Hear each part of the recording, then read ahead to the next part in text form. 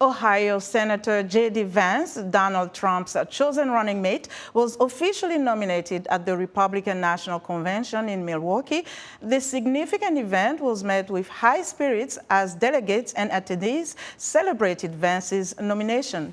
VOA's Paul Ndiho spoke to Joseph Szlavik, a strategic analyst and partner at Scribe Strategies and Advisors, a Washington, D.C.-based firm currently in Milwaukee for the convention. Picking JD was a good pick. You know, there were several names in the running. You had Governor Youngkin from Virginia. You had Senator Rubio and some other members of Congress. And JD Vance was one of the top folks. As you know, he's been only elected to the U.S. Senate for 2 years. And I think, don't quote me, I think he may be the second youngest vice presidential pick. So I think the reality is that, you know, although Donald Trump, if he wins the election, would serve 4 years, J.D. Vance would be 44, and you know, he would be hopefully eligible to run. And if he were to win, that would be 8 years. So I think it's aside from picking a good running mate, it would lay the foundation for continuing the legacy for another 8 years after Donald Trump leaves. Most people are very content with J.D. Vance being selected as the vice president, as the vice president under the Republican ticket.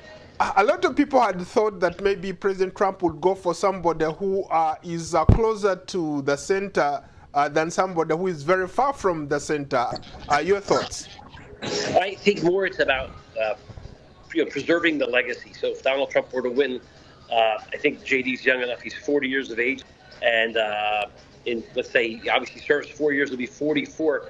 He would be able then to run for president and continue with the legacy. So the reality is, I think it was more finding someone who would ideologically carry the torch for President Trump after his 4 years. So, albeit, you know, they could have widened the umbrella, I think the idea was to pick a candidate that was very ideologically and philosophically close to the president. So after his one term, the vice president would be able to continue with the legacy. So, you know, politics for President Trump is personal.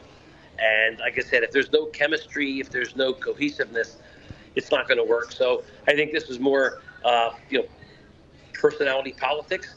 I think J.D. Vance, actually, if you look at J.D. Vance's history originally, he wasn't as pro-Trump until much later.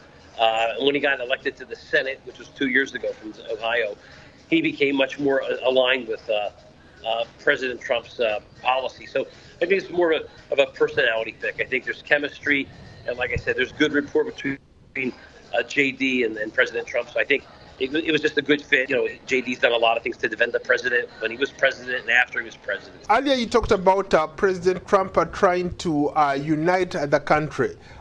I think President Trump recognizes he only has 4 years, and the vice presidential pick will most likely be the pallbearer for the party.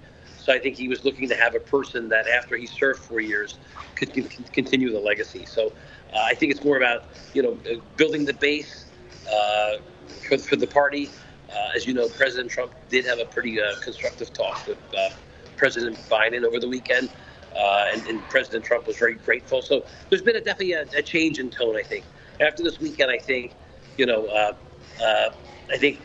you know, the gloves were off. I think the gloves are back on now. And I think that there'll be a little more thoughtfulness moving forward. Joseph Szlavik, a strategic analyst and partner at Scribe Strategies and Advisors, speaking to VOA's Paul Ndiho.